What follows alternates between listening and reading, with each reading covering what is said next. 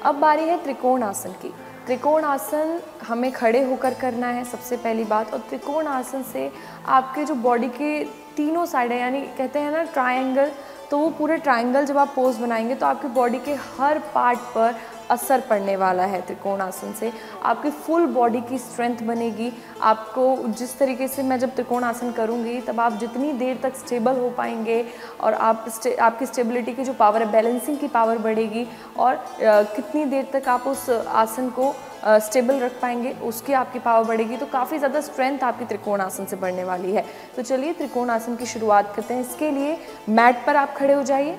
Mat पर खड़े होने के बाद पैरों में आपको थोड़ा सा गैप देना है, अपने घुटनों को मोड़ना नहीं है, क्योंकि बात हम घुटनों की कर रहे हैं, घुटनों के दर्द से निजात पाना है। घुटनों को बिल्कुल नहीं मोड़ना, थोड़ा सा हमने गैप दिया, एक अलाइनमेंट में हमें पैरों को रखना है। उसके बाद धीरे धीरे हमें नीचे जाना है। ये हाथ आपका स्ट्रेट होना चाहिए, ये हाथ स्ट्रेट होना चाहिए, और आपके घुटने बिल्कुल नहीं बेंड होने चाहिए। घुटने बेंड करने से यह आसन आप सही तरीके से नहीं करेंगे, तो घुटनों को बिल्कुल भी बेंड नहीं करना। ये आपके पैरों को बिल्कुल सामने रखना है। धीरे धीरे आप नीचे जाइए और ऊपर देखिए। फिर सेम इसी चीज़ को लेफ्ट साइड से कीजिए। फेस आपका ऊपर की साइड होना चाहिए, बिल्कुल सब स्ट्रेट, और एक अलाइनमेंट में अपनी बॉडी को रखने की कोशिश कीजिए।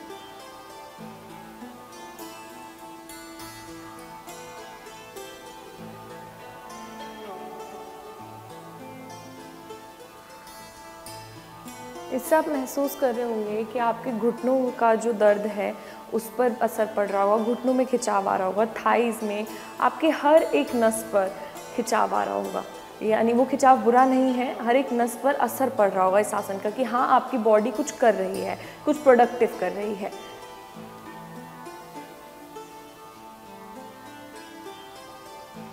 तो कोशिश कीजिए पहले दिन कम से कम 20 बार त्रिकोण आसन करने की।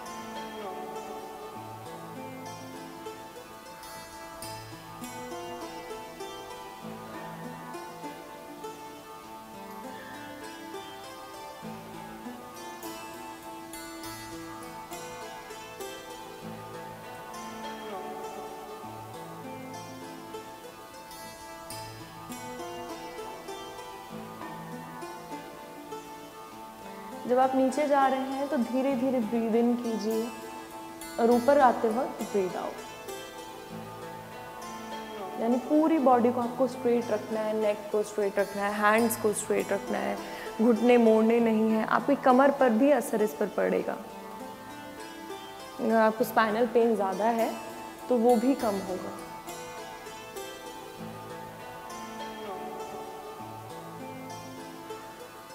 तो ये हुआ कुछ ऐसे त्रिकोण आसन।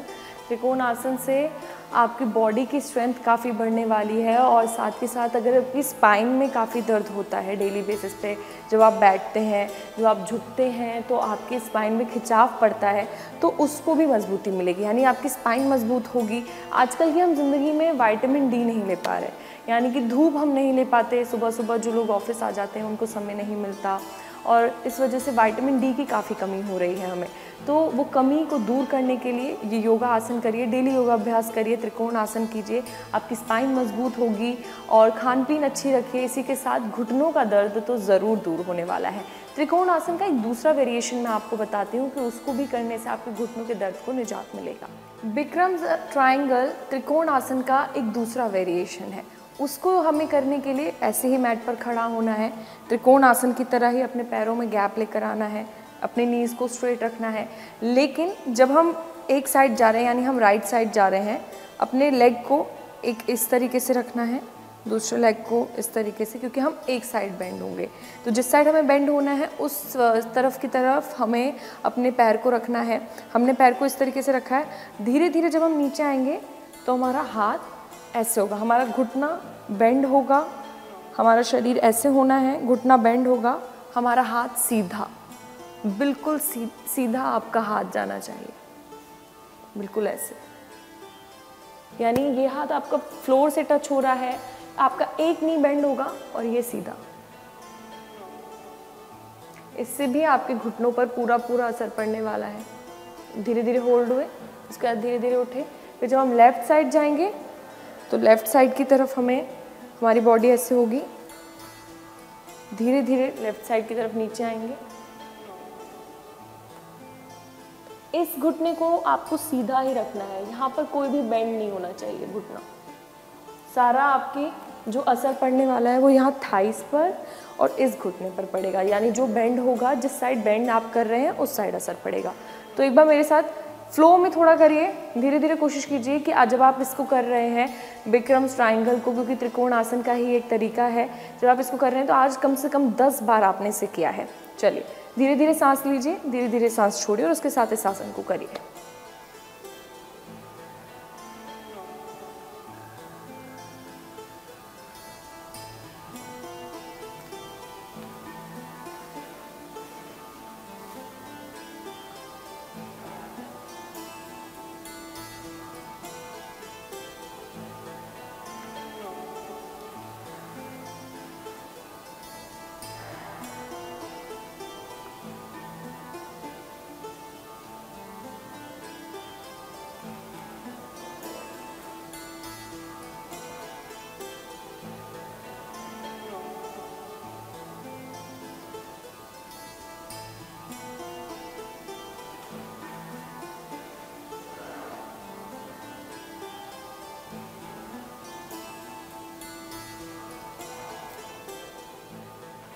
तो आपको ऐसे त्रिकोण आसन करना है। त्रिकोण आसन के मैंने 2 वेरिएशन बताए और बैठकर भी मैंने आपको आसन बताए।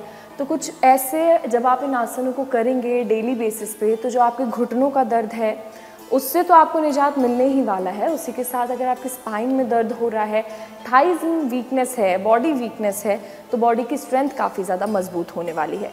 तो आज के लिए फ़िलहाल के लिए इस सेशन में इतना ही। अगली बार फिर हाजिर होंगे एक नए टॉपिक के साथ। नमस्कार।